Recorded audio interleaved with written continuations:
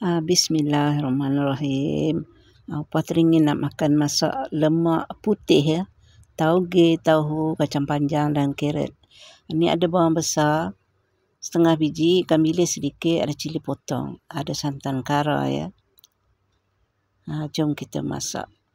Masukkan santan dalam periuk. Letak air ya, tambah air. Letakkan serbuk perasa, garam. Biarkan mendidih ya, masukkan bawang semua tu. Tunggu santan tu mendidih ya.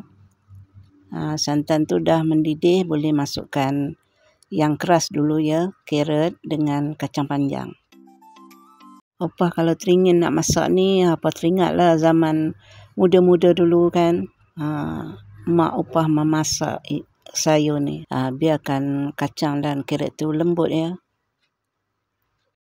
Bolehlah dirasa ya.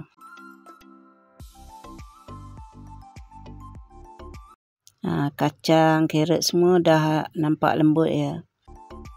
Boleh masukkan sayur tauge tu dengan tahu ya.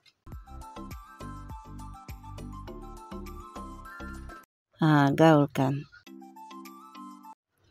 Dah pun siap.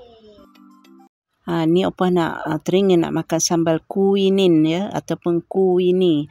Ada cili padi, cili merah, ada limau, ikan bilis sedikit ya, belacan tu agak-agak lah.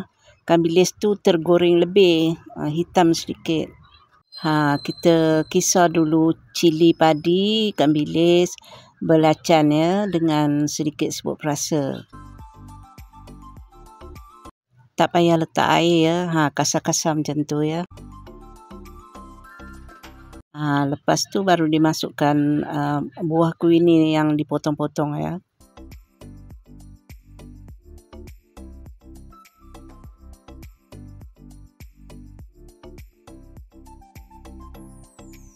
Macam tu.